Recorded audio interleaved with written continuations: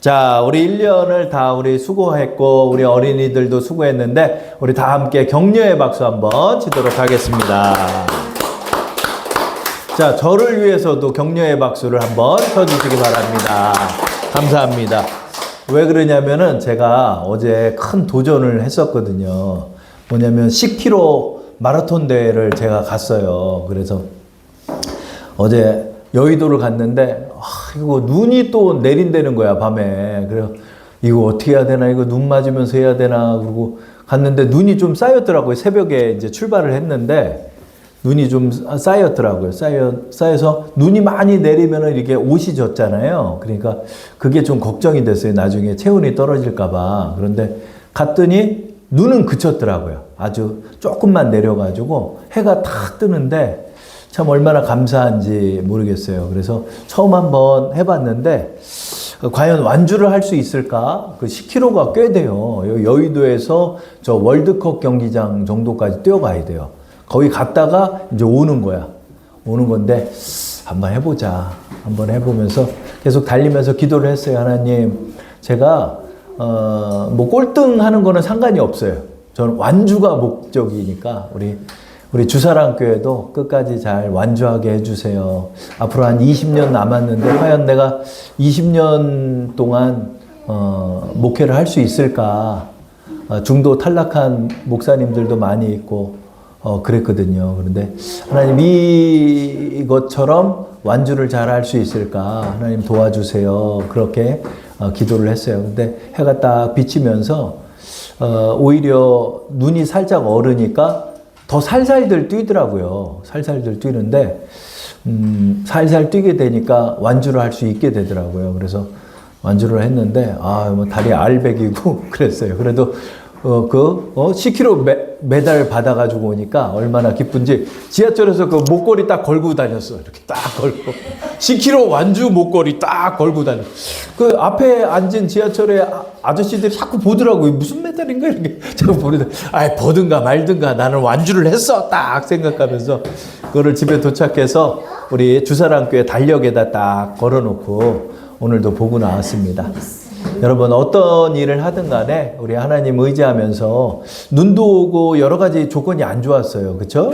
그래도 내가 돌파하겠다 이런 생각을 하니까 그 안에서도 하나님이 다 돌파할 힘을 주시더라고요. 힘을 주는 거야. 한 8km쯤 뛰니까 이제 지쳐가지고 못 뛰겠는 거야. 그래 봤더니 앞에 한 140km 나가는 사람도 도전하겠다고 온 거야. 그래가지고 그 친구도 이제 뛰다가 걷다가 기다가 막 이렇게 걷는 거야. 그 친구도 뛰더라고. 그래서 다행히 꼴등은 안 했는데 8km쯤 딱 뛰고 보니까 너무 이제 지치는 거예요. 그런데 그 앞에 초코파이 요만한 거를 주더라고. 그걸 먹었더니 얼마나 달콤한지 모르겠는 거예요. 그걸 먹었더니 힘이 막 나는 거야. 그래서 마지막까지 완주를 딱 하고 돌아와서 너무 기쁜 제가 토요일을 맞았는데요. 여러분, 우리 24년 한 해 우리 여러분들도 저도 그렇고 어려운 일들이 많았지만 여러분들이 하나님을 믿는 믿음 안에서 이렇게 완주를 우리가 목전에 뒀잖아요. 이제 불과 한 10여일 정도밖에 24년이 안 남았지만 여러분들이 하나님과 함께 동행하면서 24년을 마라톤과 같이 잘 돌파하신 것 같아서 너무 기쁘고 감사합니다. 또 수고하신 우리 자신에게 우리 격려의 박수를 한번 치도록 하겠습니다. 자, 오늘 아기 예수라는 제목으로 여러분과 말씀을 나누겠습니다. 이번 주는 예수님이 왜 갓난아기로 태어나셨을까 하는 그 내용이 궁금했어요. 지난주에는 왜 예수님이 마구간에서 태어나셔야 했나 우리가 그것을 살펴봤는데 왜 예수님이 아기 예수로 탄생하셨는가 생각해 봤습니다. 왜 제가 이런 질문을 가졌냐면 뭐 예수님이 사람의 몸을 입으셨으니까 아기 예수로 탄생했지라고 생각할 수 있겠지만 여러분, 성자 하나님께서 신약에 말구유에서 태어나신 것만으로 이 세상에 처음 오신 게 아니었습니다. 구약 성경을 보면 예수님께서는 또 성자 하나님께서는 여러 가지 모습으로 우리에게 나타나셨습니다. 성자 하나님이 나타나셨던 장면들을 나중에 여러분이 말씀을 들으시고 찾아보시기 바랍니다.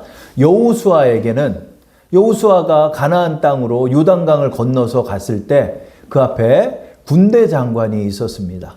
그 군대 장관이 칼을 딱 빼들고 서 있을 때 이분이 예사롭지 않았어요. 근데 그분이 거룩하신 성자 하나님이셨습니다. 군대 장관으로 여호수아를 이끄셨던 분이 그 하나님이셨습니다.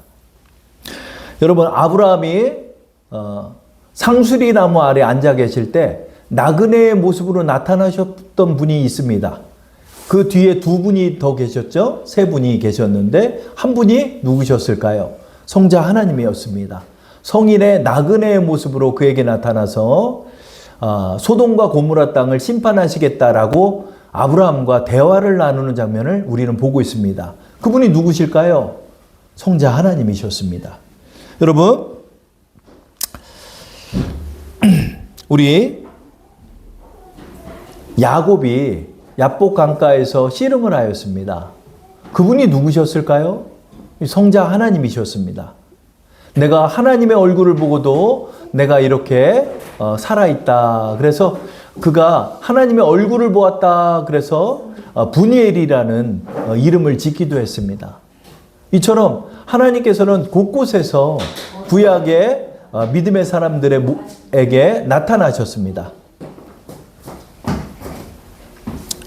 그런데 왜 신약에서는 성인이 돼서 나타나지 않으셨을까요?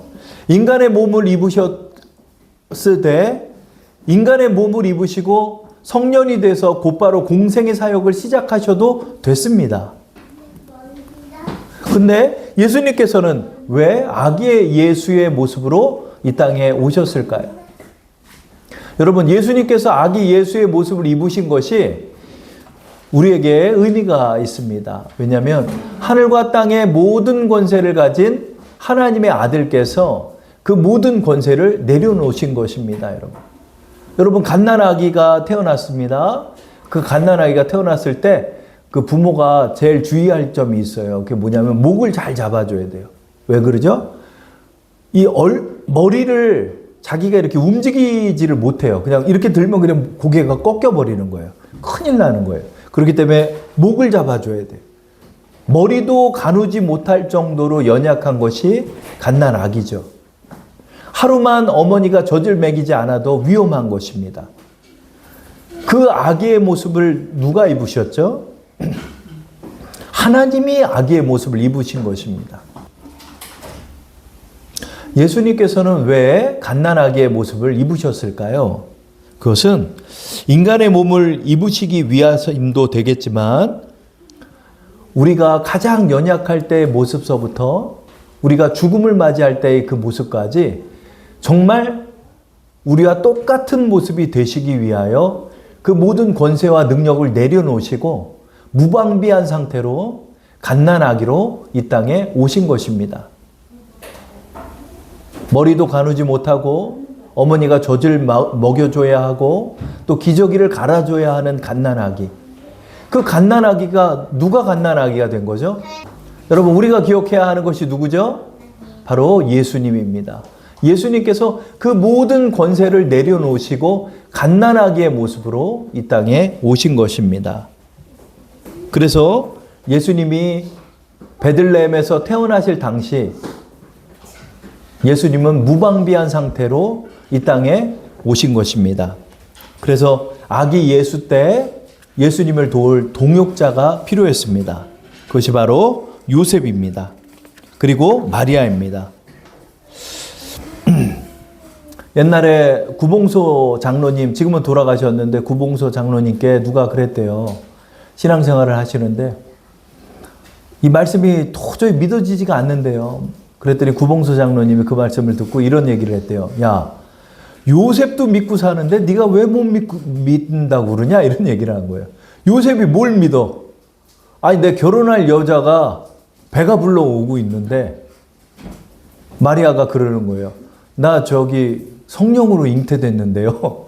이렇게 얘기했는데 요셉이 믿었잖아요. 그리고 아내로 삼았잖아요. 그랬더니 구봉소 장로님이 야, 요셉도 마리아를 믿고 사는데 너가 뭘 못 믿겠다고 그러냐? 이런 얘기를 했대요, 여러분.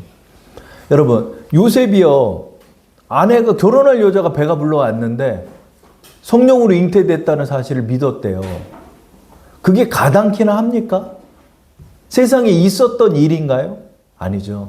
근데 요셉은 믿었어요. 왜 그러죠? 믿음의 사람이니까.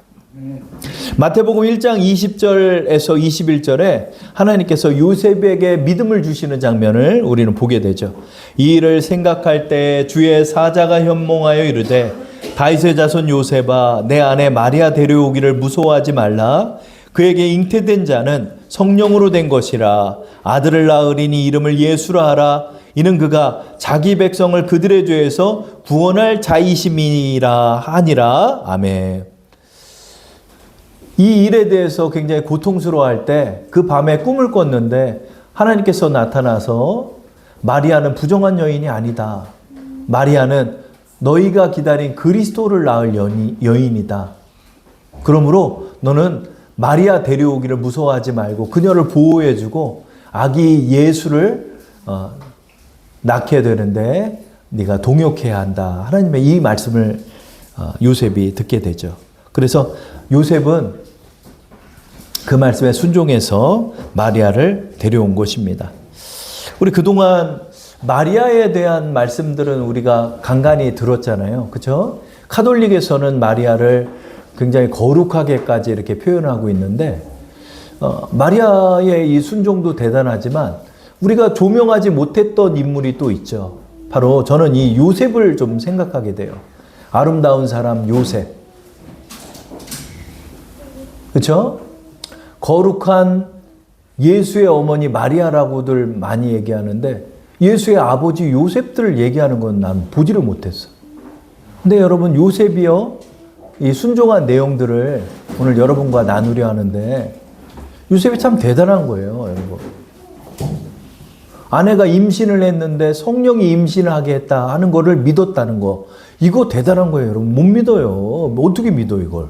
어떻게 믿어? 성령으로 잉태됐다는데. 그걸 믿은 거예요. 그리고 아내를 고향 나사렛에서 정혼하여서 그 아내를 보호해 주는 거예요. 막 동네에서 말들이 많았어요. 뭐 마리아가 부정한 여인이라는 소문도 돌기 시작하고. 왜? 정혼을 했는데 배가 불러오기 시작하니까. 그 소문이 나니까. 그래도 끝까지 마리아를 요셉은 보호했습니다. 10달 동안. 10달 동안 마리아를 요셉이 보호하면서 아기를 낳는 곳은 베들레헴이다 보니까 베들레헴까지 두 부가 또 100여 킬로나 이동하게 됩니다. 그렇게 이동해서 베들레헴에서 어렵게 아기를 낳으려다 보니까 마구간에서 후유에서 예수를 낳을 수밖에 없게 됐습니다. 우리 지난주 여기까지 말씀을 나눴는데 그렇게 해서 아기를 낳아서 이제 몸 좀 풀고 이제 잘 요양을 한 다음에 사실은 베들레헴 쪽이나 이런 데서 정착을 하려고 요셉은 그렇게 생각을 했죠. 그러나 여러 가지 일들 중에서 그 헤롯이 예수를 잡아 죽이려고 2살 이하의 어린아이들을 다 죽이라는 그런 명령을 내리게 됩니다. 그러자 꿈속에서 그에게 또 하나님께서 지시해 주는 장면을 우린 보게 되죠. 우리 마태복음 2장 13절 한번 읽어볼까요? 그들이 떠난 후에 주의 사자가 요셉에게 현몽하여 이르되 헤롯이 아기를 찾아 죽이려 하니 일어나 아기와 그의 어머니를 데리고 애굽으로 피하여 내가 내게 이르기까지 거기 있으라 하시니. 베들레헴에서 이집트 북부까지 120여 킬로가 돼요. 120여 킬로. 여기서 한 대전 정도 돼요. 그 거리를 아기 낳은 지 얼마 되지도 않은 마리아와 그 갓난 아기를 이끌고 아마 나귀나 이런 데 태웠겠죠. 그리고 이집트 북부까지 또 요셉이 피신하게 됩니다. 아기 예수는 지금 아무것도 행할 수 없는 갓난아기의 모습으로 있습니다. 그 아기를 강보에 싸서 그 몸도 좋지 않은 마리아를 나귀에 태워서 이집트 북부까지 이끌고 갔던 사람이 바로 요셉입니다. 이 거리까지 피신할 당시를 보면 그 헤롯 왕이 죽기까지 이집트에 있었으니까 헤롯 왕은 역사적으로 주전 4년경에 죽게 돼요. 그러니까 예수의 탄생을 주전 5년에서 주전 4년 초로 봐요. 그게 가장 정확하죠. 그때 이집트 북부 쪽으로 이주하게 됩니다. 호족 신고하러 내려왔으니까 무슨 재산을 다 정리하고 내려온 게 아니에요. 베들레헴으로. 그러다 보니까 요셉은 그 꿈 한 번을 딱 꾸고 이집트까지 갔으니까 아무것도 없는 상태로 간 거예요. 여러분, 집도 없죠. 돈도 없죠. 아무것도 가진 게 없어요. 요셉이 이집트에 갔을 때 얼마나 막막했을까요, 여러분? 아무도 그 생각 해주는 사람이 없어. 요셉이 얼마나 막막했을까요? 근데 다행히 이집트 북부 쪽에는 흩어져서 살고 있는 유대인의 공동체들이 있었대요. 아마 그쪽으로 갔겠죠? 그곳에서 어떻게 했을까요? 목수라는 기술이 있으니까 뭐 일짐이 있는지 찾아다니면서 일하면서 그렇게 생계를 꾸렸을 것입니다. 가난했던 요셉이 무슨 집을 목돈 주고 사지도 못했을 거예요. 거기 어디 사글세빵 같은 거 얻어서 거기 들어가서 그렇게 이 부부가 산 거예요. 왜죠? 아기 예수를 보호하려고. 아기 예수를 보호하려고. 나사렛 동네에서 평범하게 목수와 석수 일을 했던 요셉이 하나님을 만나고 나서 그는 이제 예수를 살리는 일, 예수의 구원 사역에 동참하는 인물로 변모된 것입니다. 그는 이 일을 감당해요. 그래서 이집트에서 그렇게 생활하다가 주전 4년경이 되자 병들어서 헤롯 왕이 죽게 됩니다. 그러자 그 아들 셋이 유대를 나누어서 다스리는 분봉왕이 됩니다. 그래서 헤롯 왕의 세 아들 헤롯 안티파스와 헤롯 빌립과 헤롯 아켈라오가 이렇게 나라를 분할해서 다스리게 됩니다. 헤롯 안티파스는 여러분 성경에서 헤롯 안디바라고 불리는 사람인데 이 사람은 갈릴리와 요단 동편을 다스리는 사람이 됐고 헤롯 빌립은 유대 남방 지역, 헤롯 아켈라오는 유다와 사마리아의 중심부를 다스리는 그런 왕이 됐어요. 그래서 요셉은 이제 헤롯 왕이 죽었으니 유대로 올라가서 아기를 키우라는 하나님의 명령을 듣고 유대 땅으로 이제 다시 또 올라오는 거예요. 다시 120km를 걸어서 그 아기를 데리고 이제 올라오죠. 그러니까 이집트에서는 얼마 있지 않았어요. 유대 중심부를 다스리는 헤롯 아켈라오가 유대인들을 막 살상하고 이러는 일들이 많이 있었습니다. 그러니까 베들레헴이나 예루살렘 지역으로 가서 일하면서 살면은 일도 많잖아요. 중심부니까. 근데 아켈라오가 혹시나 예수를 기억하고 또 죽이려 할까봐 두려워하니까 북부 쪽으로 아무도 없는 곳으로 가게 됩니다. 그곳이 어디죠? 바로 나사렛입니다. 그래서 예수님을 나사렛으로 데리고 간 것입니다. 이 나사렛은 우리나라로 치면 깡촌 중에 깡촌이에요. 아무것도 없고 그냥 어부 생활하고 있는 사람들, 거기에 사람들이 몰려서 사는 곳이에요. 그러니까 이 나사렛이란 동네에서 유력한 인물이 난 적도 없고 거기는 그냥 어부들이 몰려서 사는 그런 아주 낙후된 지역이었습니다. 그곳으로 요셉이 마리아와 아기 예수를 이끌고 가서 정착하게 되는 것입니다. 왜 그러죠?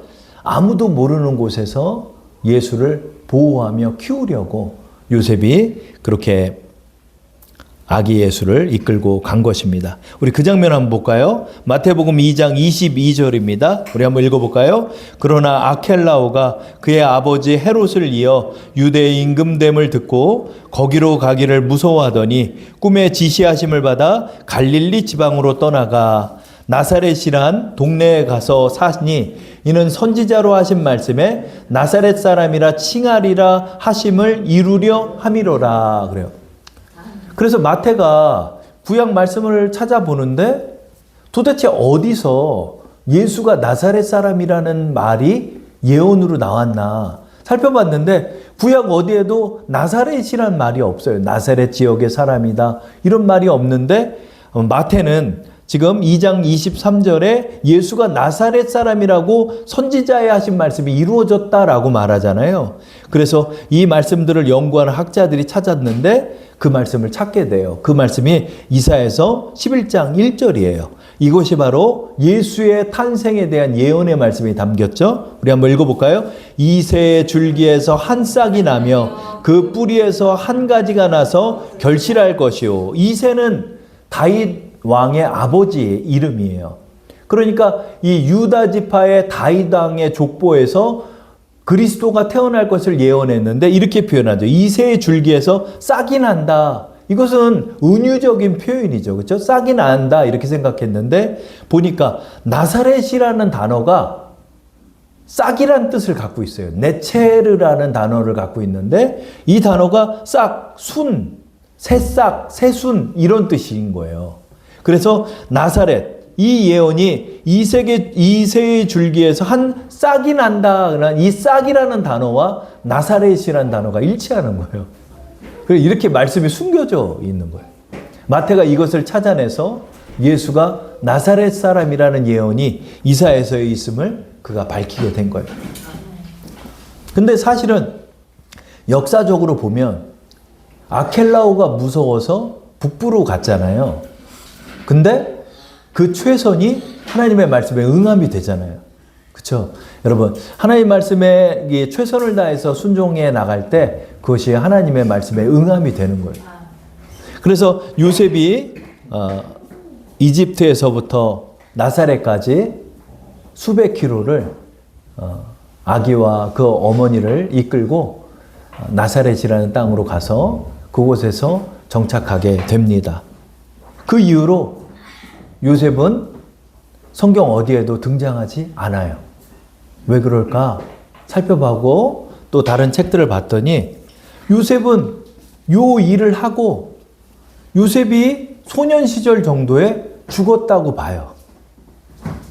왜냐하면 어디에도 요셉이 등장하지 않으니까요.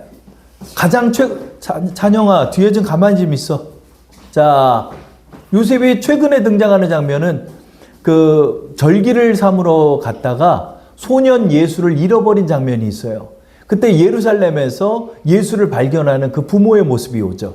그러니까 그때까지는 요셉이 생존하고 그 이후에 요셉이 죽게 되지 않았나 생각합니다. 저는 이번 주에 이 요셉의 삶을 생각해 봤어요. 그는 평범하고 비천한 삶이었습니다. 세상에서 뭐 힘을 쓰는 그런 사람도 아니었습니다. 그런데 하나님의 선택을 받아서 아기 예수를 살리고 보호하는 일에 쓰임받았던 우리 요셉을 생각해 봤습니다. 우리 요셉은 아기 예수가 아무 힘도 쓰지 못할 그때 하나님의 사람이 돼서 아기 예수를 보호해서 아기를 키우는 역할까지 그가 담당하고 그는 죽게 되었다는 생각이 들었어요. 여러분, 우리의 인생의 목적이 무엇일까요? 요셉의 삶을 보면 그냥 어린 시절 예수의 어린 시절 때 죽었던 예수의 아버지 그렇게 기억되고 잊혀질 것입니다. 그러나 예수가 가장 연약하고 예수가 아무 힘도 쓰지 못할 때 결정적으로 예수를 보호하고 살렸던 인물이 요셉이었어요. 그 일이 얼마나 귀합니까? 아기 예수를 살리는 그 일에 쓰임받았으니 얼마나 귀합니까? 그렇죠? 여러분, 우리의 인생도 그런 것 같아요.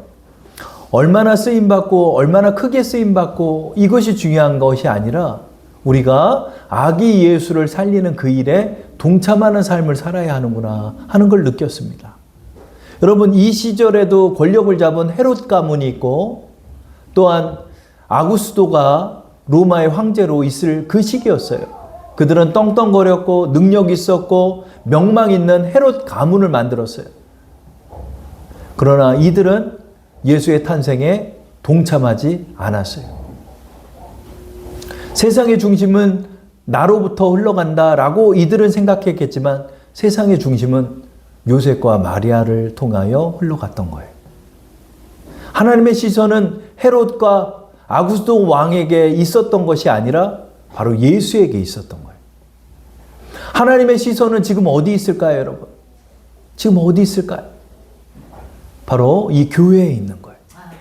하나님의 시선은 어디 있을까요? 예수가 가장 연약한 그 시기에 예수의 일에 동참하고 있는 요셉과 마리아에게 있는 거예요. 그 별이 어디에서 멈췄나요? 요셉과 마리아가 있는 곳으로 그 별이 멈췄어요. 그 별을 보고 동방박사가 왔던 거죠. 여러분, 하나님의 시선은 바로 여러분에게 있는 거예요. 아유, 내가 뭐가 대단하다고. 그렇죠. 우리는 아무것도 아니죠. 그러나 하나님 안에서는 우리가 중심이 되는 거예요. 왜? 주님의 일에 동참하니까. 사도 바울이 우리에게 말합니다. 너 무엇을 위해 살래? 너 무엇을 위해 살래? 예수를 위해 살아야 한다. 하나님께서 너를 기다리고 계신다. 이렇게 말씀하는 것 같아요. 아기 예수는 무방비 상태로 지금 구유 안에 누워 계십니다. 그 아기 예수는 우리가 보호해야 되는 거예요. 그 아기가 하나님 앞에 쓰임받을 그때까지는 우리가 그 역할을 담당해야 하는 거예요. 요셉, 아름다운 사람 요셉은 그 일을 담당하고 하나님의 부르심을 받았던 것이에요. 우리의 인생이 어디로 향해 흘러갈까요? 우리가 그 일을 감당하는 거예요. 작은 일 하나, 작은 교회 하나 섬기는 것, 내가 주님을 믿고 따르는 것, 이것 하나가 바로 주님을 섬기고 나가는 것입니다.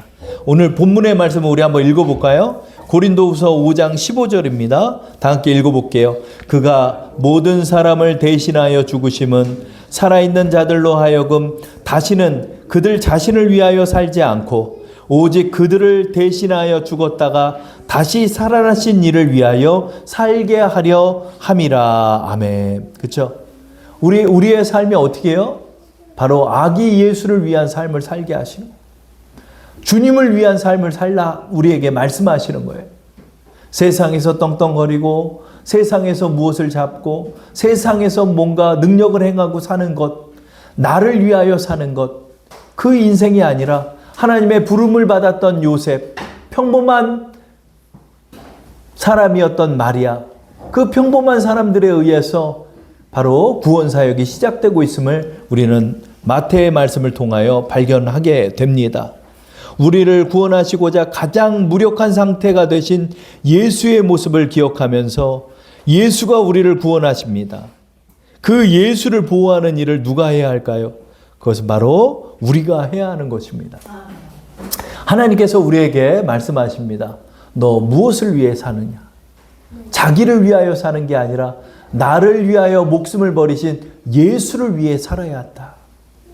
그 삶이 짧을 수도 있고 길 수도 있고 클 수도 있고 작을 수도 있지만 우리의 중요한 것은 무엇인가요? 요셉과 같이 바로 예수에게 집중하고 살라 라고 말씀하시는 것입니다.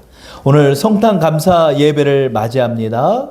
이 성탄절을 맞이할 때 그 마구간에 누가 누워 계십니까? 오늘 여러분의 눈앞에 예수님이 지금 누워 계십니다. 이 아기를 누가 보호할까요? 목수 요셉과 마리아가 보호하며 그 사역에 동참한 것입니다.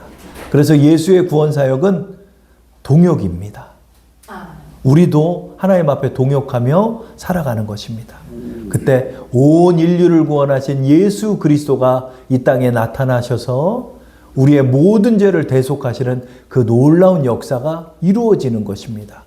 저는 그 놀라운 역사에 가장 중요한 역할을 담당했던 분이 요셉이라고 생각합니다.